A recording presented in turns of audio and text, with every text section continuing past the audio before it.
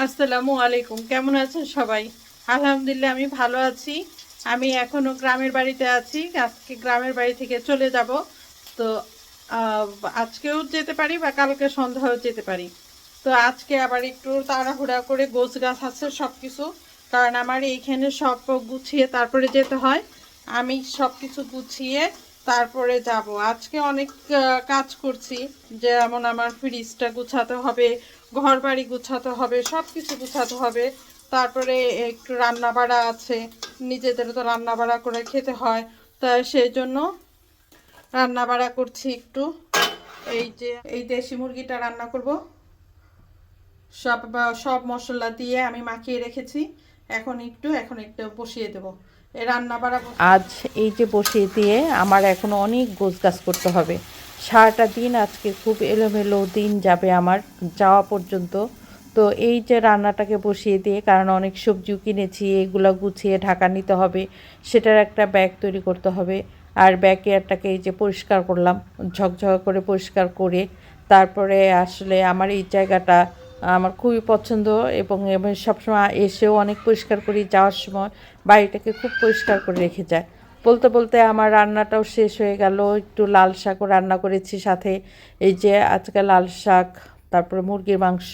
আর বাড়িতে আজকে লেবাররা আছে, ওরা আমার সাথে খাবে দেখেই আয়োজন, না হলে আজকে আমার রান্না করতে হতো না। তারপরে রান্না পর্ব শেষ, এখন ফ্রিজের মধ্যে সব গুছিয়ে রেখে যাচ্ছি, মশলাপাতি সব মুছে আমি আসলে সব কিছু করে রেখে যাই, যাতে আমার আসলে কোনো সমস্যা না হয়।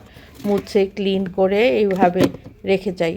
আর যাওয়ার সময় আমার ফ্রিজটা চেক করে যেতে হয় কি কি আছে কি কি নাই, আবার ঢাকা থেকে নিয়ে যেতে হয়।